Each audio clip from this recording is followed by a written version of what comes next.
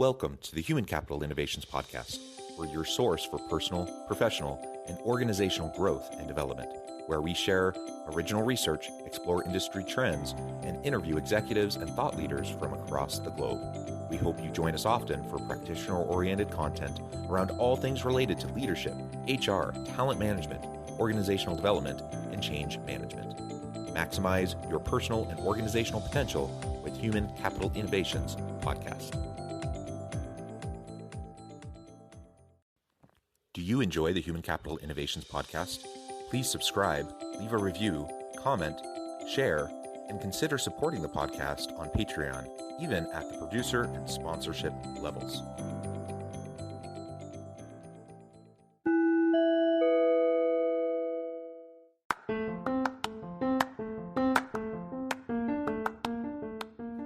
Welcome to the Human Capital Innovations Podcast. In this HCI Podcast episode, I talk with Jennifer Shaheen about enhancing the customer experience and the digital user experience.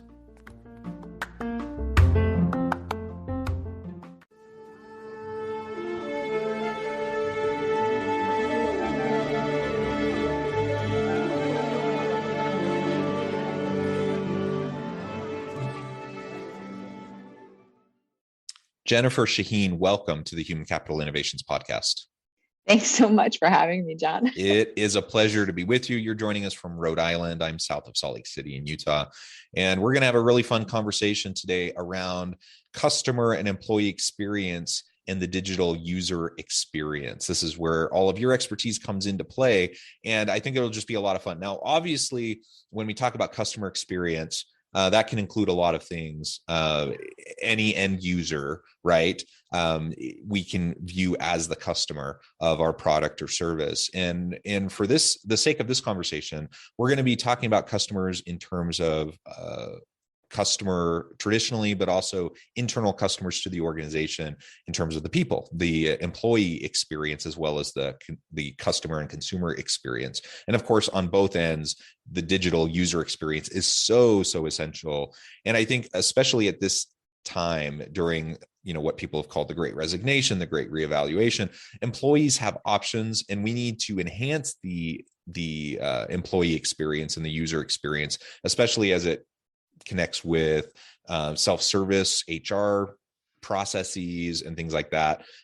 We have to make sure that's a really great experience for our people. Otherwise, they're only going to put up with it for so long, and then they're going to look for opportunities elsewhere where maybe they feel more valued, where it's an easier experience, where it's a more enjoyable experience.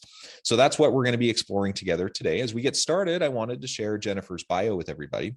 Jennifer Shaheen is the e-marketing and technology therapist and is an expert at helping companies use technology to take advantage of effective marketing strategies and increase business productivity. Her businesses, the Technology Therapy Group, empowers small businesses to use technology to market their services and their products through software training, e-marketing, and web design.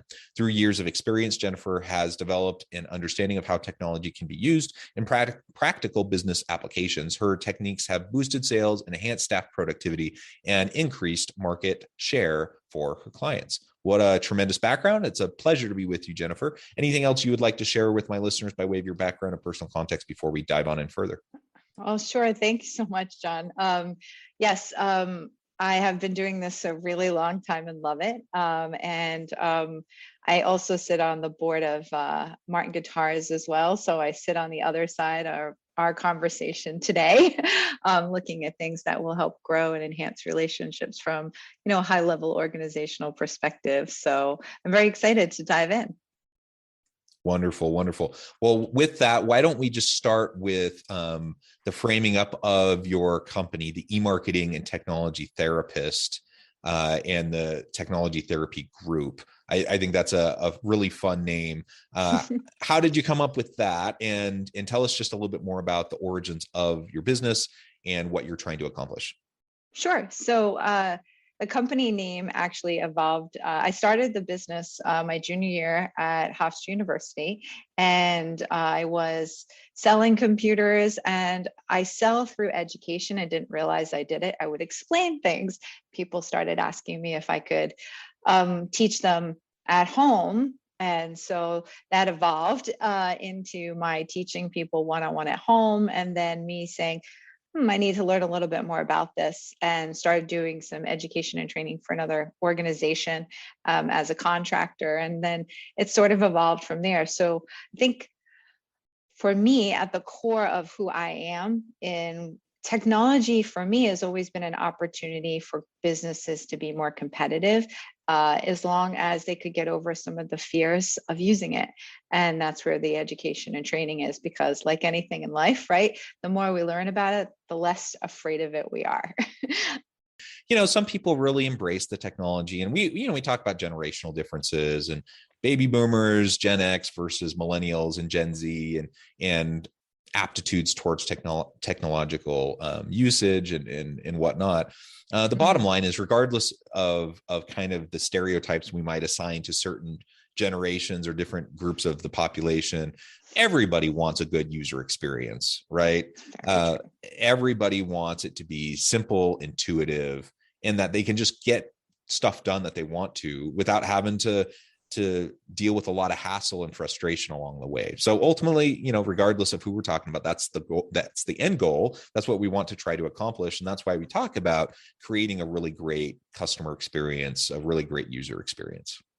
Yes. And when we talk about employees as well, employees are an opportunity for many businesses to make advocates internally. And so you do want people who are within your organization at every level to be as engaged with your business externally as if they were interacting with it as an audience member as well, because that helps with spreading message and also creating cultures, like what's happening inside the organization, exactly what we're putting outside the organization. So I really feel like it's just a 360 view all the way around. Yeah, fantastic.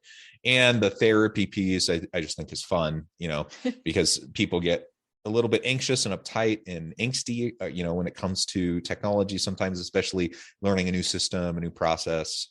So helping people through that, I think is wonderful. Yeah, the fun thing about that, John, is that came from I actually been written up in Newsweek and all over the world, because I've done one-on-one coaching with C-suite executives in the early 2000s. And one of them turned to me and said, you're really much more like a therapist. I thought that was fun. And so that's where that came from, as I'm like, yes, I'm your technology therapist. Yeah, wonderful. And I know with some of the work that you do, you do, in addition to the end user customer experience, you do also work with clients around the employee experience. And tell us a little bit more about some of what you do there and how your focus on customer experience and user experience in a digital age can really enhance things like attracting and retaining great employees and just helping people to be more productive. So there's a couple of things in that conversation. Let's start with like inside out. So one of the things that I work a lot with organizations on and have throughout the years is when you're investing in technology, bringing the team members into the fold early on. It's interesting because we do this a lot with growing businesses, is outside contractors or individuals will decide the tone of the technology choices that get made, and then the individuals internal the organization just get told they have to use it, right? And so that becomes not a great user experience for the internal team members. Whereas if you're bringing on new technology into your organization, one of the things that we often coach growing businesses to understand is to bring on key team members to test it, to be part of the vetting process, because then you have advocates right there within an organization, especially because with technology, there's often changes, and it's not just the technology that's changing, it's often a process that might have to change.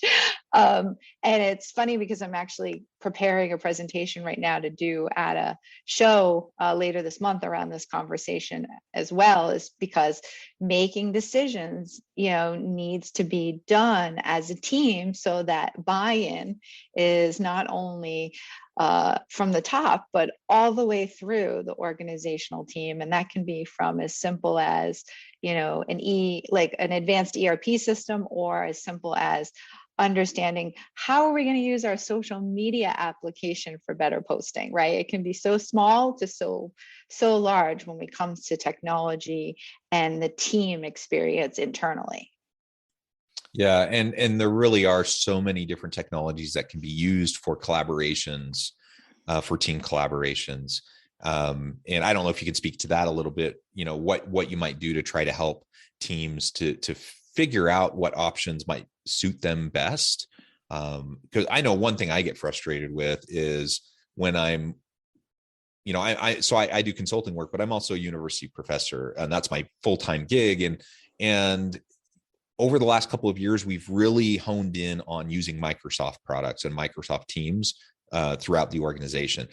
So it's gotten better. But before that, we were using, every group, every working group, every committee was using some different software, some different way to connect and interact and share documents and whatnot. And it was so frustrating. Every time I was part of a new group working on a new project, I had to use some new system, and now I'm using and juggling like 10 different systems. So what would be your approach when talking with a client about how they might be able to streamline and get people so they're using something consistently, they're on the same page, they're not getting frustrated by using this plethora of different available systems out there? Absolutely. And I love the example that you gave, because, Teams is an all-inclusive great system. But what I like also about Microsoft, and they've done a really good job of this, is they also integrate well with other systems. So one of the first things that we advise when we're doing consulting on this side of it, again, it doesn't matter the size of your organization, is to really step back and look at what are the needs of your organization, and understanding that you don't want to start with technology. You really have to start with understanding your needs, because what happens is it's like going to buy a car. You step in the car and all of a sudden you get, I see something cool in this car. And then you realize you're getting off track. So I always tell people, make your needs list before you start test driving any kind of software. Understand what might be software that you can't let go of. So you mentioned you work within the university. Sometimes there's something proprietary that has to work with something else. So usually it's impossible to get all things in one application. So it's important that, again, when you make that needs list, that you're very clear about, what we absolutely have to have in this one application. And then also, what do we need it to do to talk to other applications? And then the third thing here that I always like to look at is, what other problems is it helping you solve? Meaning, is it making people more efficient? Is it streamlining a process? Those are things that will also help with transition and change and buy-in, because instead of having to do 5 steps now, everybody, we're only going to have to do 2, because we've now set this up. Oh, so maybe they're going to have to learn something new, but we also want to show the benefits of this transition, and looking at the needs side before we add on the other piece, which is the wants side. Like, there's needs versus wants.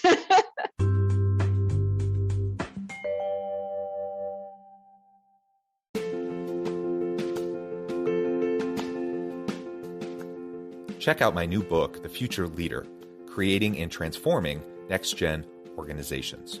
Stemming from 2 decades of professional experience and over 600 in-depth interviews with executives, thought leaders, and scholars from across the globe, The Future Leader will help you explore the ordinary, everyday actions that will help you to prepare to lead in the future of work, to respond to an uncertain future, and to produce extraordinary results for individuals, teams, and organizations.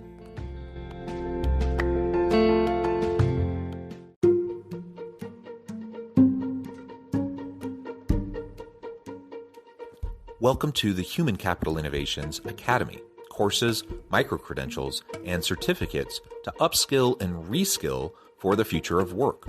All HCI Academy courses, micro-credentials, and certificates are designed, developed, and delivered by award-winning and internationally renowned scholars, educators, thought leaders, executives, and practitioners. Our courses, micro-credentials, and certificates will help you make your mark on the future of work and make an immediate impact in your organizations. Check out the HCI Academy and our many course offerings and certificates to upskill and reskill for the future of work.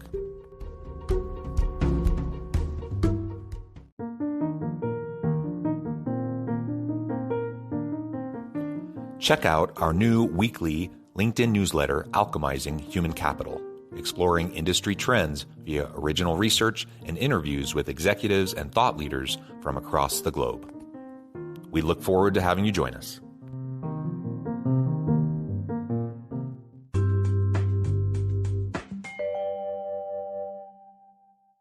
Yeah, so being able to really clarify and articulate what those must-haves are, what you're already using, what is possible. I mean, the other aspect of this is we have contracts, right? And so sometimes you just have to deal with something that's not optimal and wait to switch to something new until the contract runs out, or you have a particular functionality that only works within one system. So there's all of this that has to be negotiated, and that's why we have areas and organizations that focus on the technologies. If I'm a smaller firm and I'm trying to figure out, what might work best for me, and perhaps I'm reaching out to a firm like yours, walk me through what that would look like in terms of trying to optimize creating that really great employee experience and a digital user experience for my team, say of a smaller employee size of, maybe 50 employees or less. Yeah. So actually, I think that's a really important point, is understand where you are today. So what do you have for team members today? And what do we want the technology to do for us today? And then I always tell people to look around 3 years down the road. And the reason I say that is, I don't know if you've ever experienced this, John, but this happens a lot because I've been in technology for so long. People get very emotional about technology. It's like they don't want to move out of the house. But I bring it up because, I deal a lot in retail. And what's really funny is if you outgrow a retail space, you often go down the road or find a different location and build it out. And we are less emotional about that shift than we are with changing technology. But again, you said small. The thing about small is we have to get out of this mentality that this solution that we pick today is going to be with us in 10 years, because it's okay. It's not. I think it's really important that we understand that you should outgrow things. And, but in choosing solutions, if your growth does allow for that, just make sure that you're choosing solutions that makes exiting easier for you in the future. So that's one of the things I do, because I find when we're small, we try and get everything in because we never want to switch technology. And it's a mind shift that I'm like really trying to get small businesses to understand is there's going to be cooler stuff in 5 years. You might want to grow out of it. Right? Most likely you will. It's like you don't keep a cell phone for a decade, right? No, who does that? I don't keep a cell phone past 2 years anymore. Exactly. Nobody does that. And it's because there's constant upgrades. And we're in a time of continual technological disruption. And so the systems that we were using 5 years ago, if we're still using them without upgrades, chances are it's not going to be serving us well today. And so we have to absolutely keep that in mind as we move forward and be looking for the opportunity to grow into new systems. And I get what people are hesitant and fearful of change, and people like to be comfortable with what they're doing and they don't want to learn new things. But if we can adopt, really a learning culture and a growth mindset around technology, that's going to serve us very well moving into the future of work. Because if we think it's been frustrating and things have changed a lot over the last decade. Oh my goodness, in the next 5 years, next 10 years, what are we going to see? I mean, it's astronomical. I mean, what I predict will happen, in the next decade, it's not for the faint of heart. We have to just learn how to adopt and adapt, and leverage the technologies that are going to help us to be most successful, to collaborate and be the most innovative, and ultimately that will allow us to leverage the collective creativity of our teams and be productive and efficient and successful. So that's what we have to focus on. And if we get stuck in, well, we've always used this system, this is what we know, you're going to be missing out. Absolutely. And it's interesting because one of the things that I find so often is that we're not evaluating our processes if we're not changing. So this is not a technology conversation, but it is, right? Because process improvement makes us better all the way around. And I know that's one of like those, how you say to yourself, these are lessons I wish I had told myself when I started my business. I really wish I had understood that better. And now I know I'm constantly focused on improving our processes, but sometimes new technologies can shine a light on a new approach to doing something that didn't exist before. So by that light being shown on it, it may make us go, oh, wow, I never looked at something that way before. And now I can adjust or change accordingly. Another thing that I think is really important is companies that are ahead of us all, the big gorillas out there, as end users, consumers, we're using their tools. So your team is really being fed a lot more technology, because outside of the working environment, they're getting used to newer tools that almost the world is training them for you. As weird as that may sound, right? Because how many people could say, I didn't expect my dad to use voice to talk messages, or my dad texts. My dad is going to be 78 this year. So, I think about that. Like, this is a guy who, served in Vietnam. If he ever thought of himself in his 20s, he'd never think he would do these things. But the outside world is educating our inside employees for us, no matter what age they are. And now it's raising the bar of expectations as well. Yeah.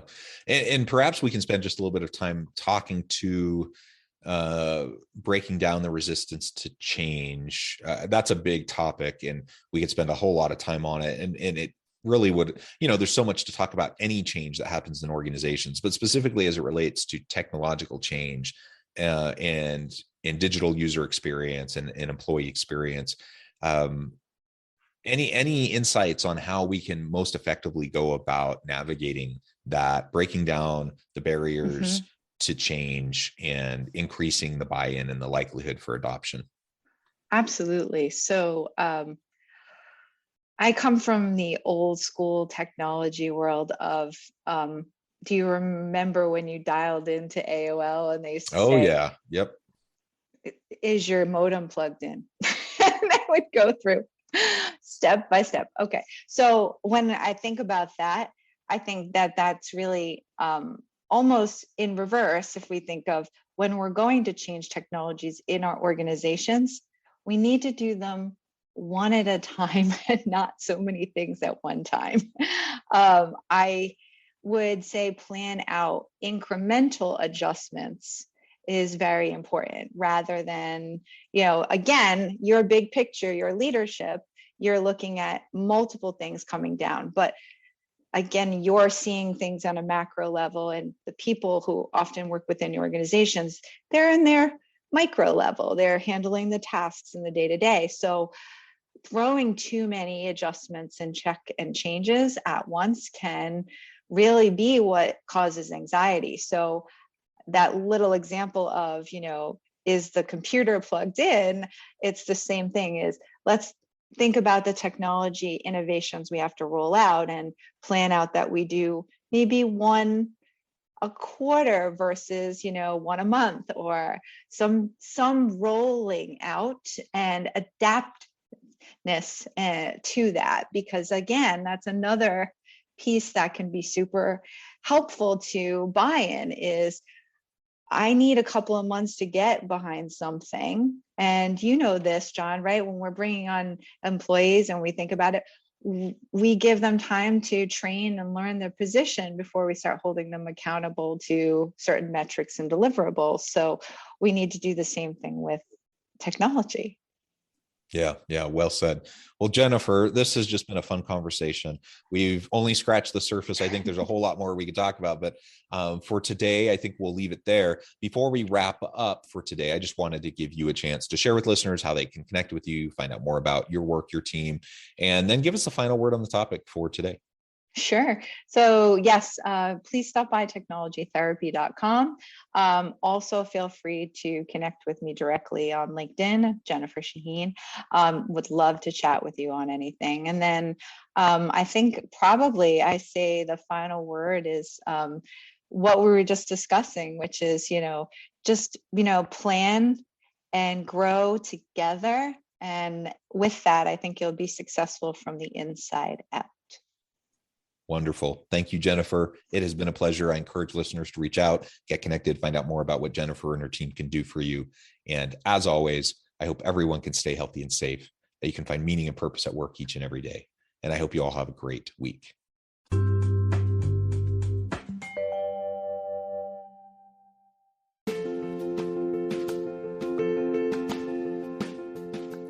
Bluer Than Indigo Leadership, the journey of becoming a truly remarkable leader.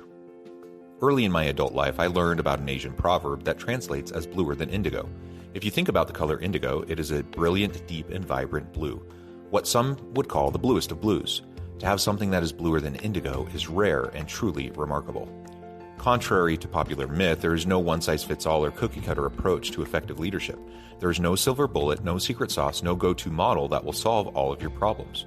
The truth is, great leaders have all had their unique strengths and flaws, and have all had to discover and then pave their own distinctive path in their life's journey to fulfill their leadership potential. Bluer Than Indigo Leadership will help you discover your own path and explore those ordinary, everyday actions that will help you respond to an uncertain future and produce extraordinary results for your individuals, teams, and organizations.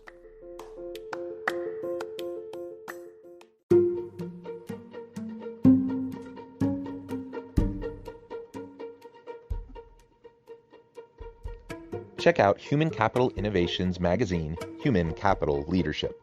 Human Capital Leadership is a free, interactive e-magazine with the mission to help individuals, leaders, and organizations find innovative approaches to maximize their human capital potential. We publish issues quarterly in August, November, February, and May. Take a look at the latest issue and let us know what you think.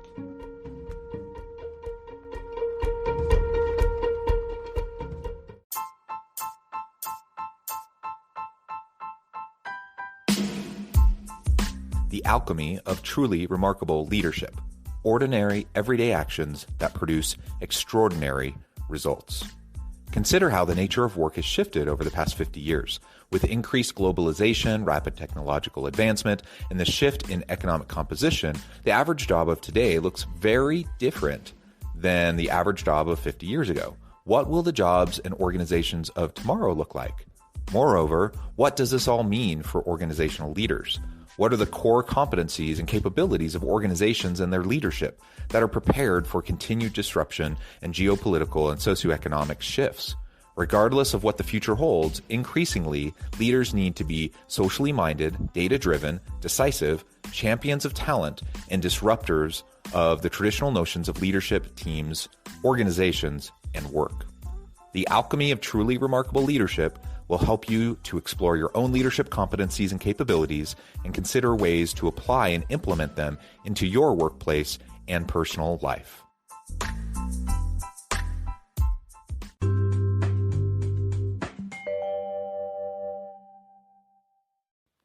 Do you enjoy the Human Capital Innovations podcast? Please subscribe, leave a review, comment, share, and consider supporting the podcast on Patreon, even at the producer and sponsorship levels. Thanks again for joining us for this episode of the Human Capital Innovations Podcast.